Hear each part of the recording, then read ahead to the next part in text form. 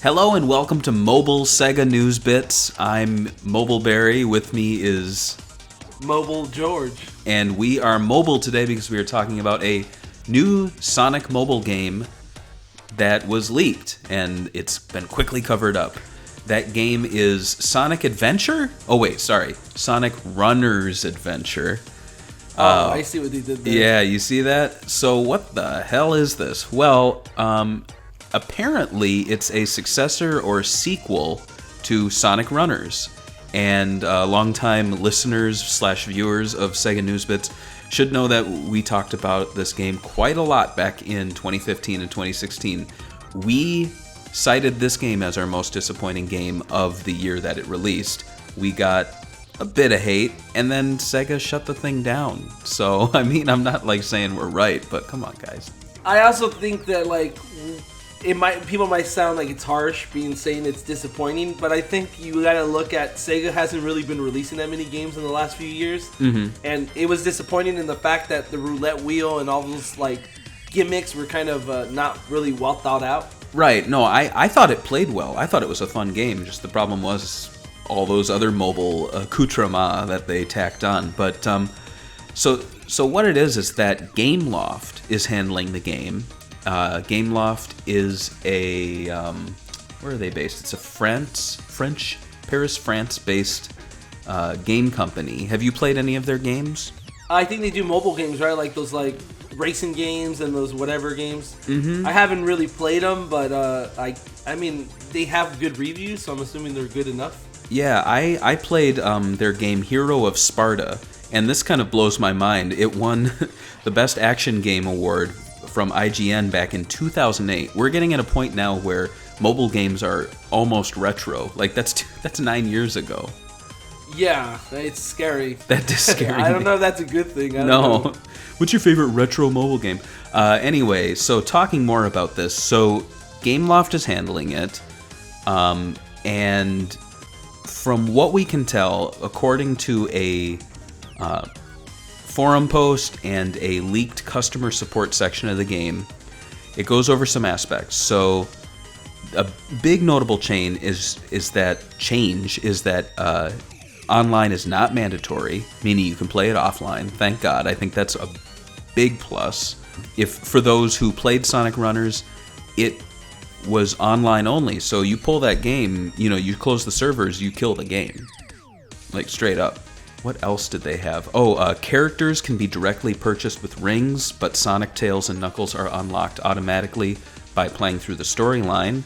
Characters are divided by 3 categories. There's Hero, Dark, and Chaotix. I wonder who is in the Chaotix. And each category has a unique skill that triggers after collecting 300 rings. And there are also 3 different ways to play. There's Finite, where the goal is to simply reach the end. Looped, where you race around a short level with the goal of reaching the end of the last lap.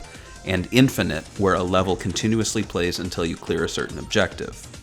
And so, of course, this hasn't been officially announced. However, Gameloft has since tweeted that, something was revealed a little early, and that's all they've said about it. So I think this is definitely something that is not we've had those little things where Sega's testing something like that Sonic Boom Village game, or what was it? Remember that one where it was all the characters and they were chibi and they were fighters?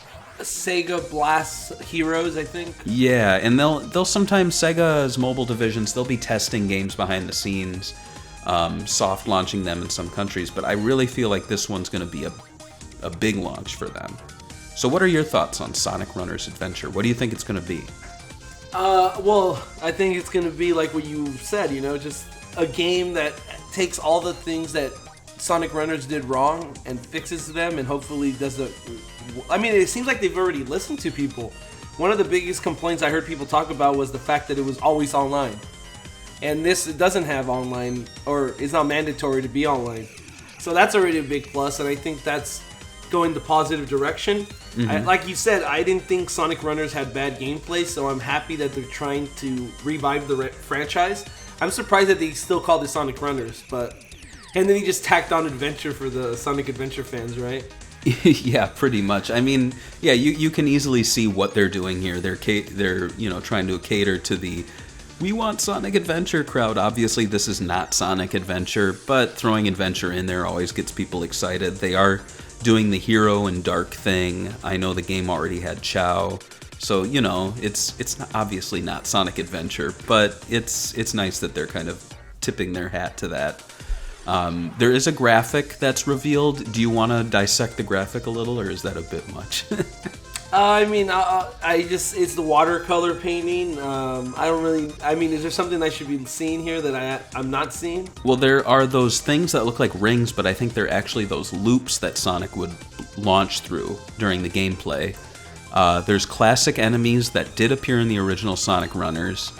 Looking at the environment, though, it looks like a Green Hill kind of. Well, I don't know, because I remember Sonic Runners reused Sonic Lost World assets. This one looks a little more Green Hill, but I really think that they're going to be largely lifting elements from Sonic Runners, and it's going to play just like Sonic Runners, but with some tweaks. My question is, do you think that Gameloft approached SEGA and had this idea, or do you think SEGA of America or SEGA Europe, considering that Gameloft is French, were like, we can salvage this, whereas SEGA of Japan probably was like, let's just kill Sonic Runners? I think it was SEGA of America, or Sega's network, or whatever they call it, their mobile division, probably approached Gameloft. It's interesting, though, because, I don't know, I think I was excited for Sonic Runners because Sonic Team was behind the game, and it's kind of bad that they kind of, failed, basically, at what they wanted to do. I mean, SEGA called it a failure in their financial reports, and it's weird because you would think that Sonic Team would, be able to take fan support and fix it. I'm hoping that with Gameloft being not Japanese, they actually take feedback from fans and they improve on this game. Because, I think it could be a pretty big hit. I think Sonic Runners could have been a huge hit if they actually listened to the consumers. True, yeah. I don't think that Sonic Team should be handling mobile games. I think they should stick to what they, arguably do best at. And, of course, Hardlight is busy as is with their games. They have, I don't think they do much for the jump games anymore, but they have Dash. And so I can see why they would have chosen Gameloft, like a third-party company, just because I feel like they probably don't want to use the resources on this game. They've already used resources, and it failed once, so I don't expect this to be a big change. I almost feel like this is probably going to be the same game with some minor changes, kind of like how Sonic Jump had a second game, but it was essentially Sonic Jump.